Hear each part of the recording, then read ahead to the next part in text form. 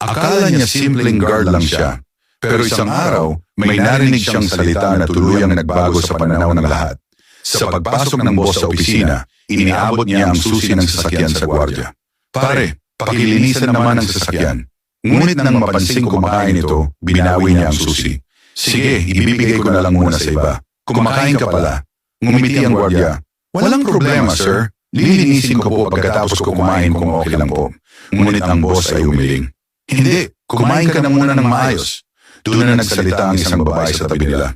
Bakit ibibigay pa sa iba? Kaya naman niyang linisin niya agad eh. Lahat na lang sila, kain lang ng kain. Tumahimik ang paligid. Papalakad na sana ang gwardiya, pero pinigilan siya ng boss. Lucia, ani ng boss. Ang trabaho ng gwardiya ay magbantay, di ba? Hindi maglinis ng sasakyan. Naiintindihan mo ba naman yon? Napatingin siya sa pagkain ng gwardiya, tinapay at sibuyas.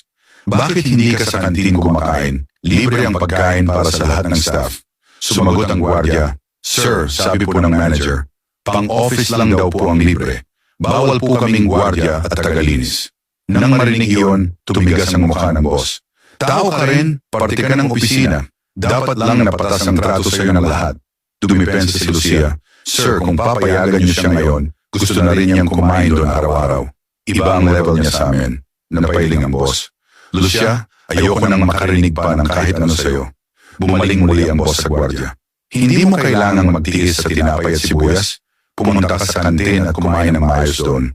Kung may mang insulto sa iyo, sabihin mo lang agad sa akin. Iniabot muli ng boss ang susi. Lumipas ang ilang minuto. Pumasok muli si Lucia sa opisina. Sir, hindi talaga tama yon. Kapag pinayagan niyo silang kumain sa kantin, kami ang mahihirapan.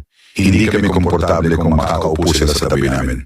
Tahimik lang ang boss. Hanggang sa sabi niya, Lucia, tama ka. Mas magiging magaan sa lahat kung sabay-sabay nang kakain ng lahat. Gwardiya, maintenance, at office staff. Walang mataas o mababa dito. Sir, ano pong sinasabi niyo? Hindi po kami pare-pareho ng level. Ngumiti ang boss. Lucia, araw-araw akong kumakain sa kantin. Ako ang may-ari ng kumpanyang ito. Pero ni minsan, hindi ko sinabi na mas mataas ako sa inyo.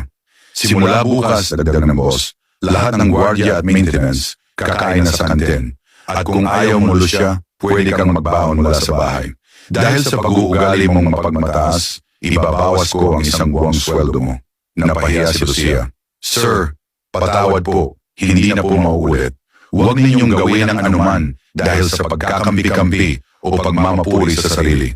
Sa halip, pakumbabain ninyo ang inyong sarili at ituring ang iba na higit na mabuti kaysa sa inyong sarili.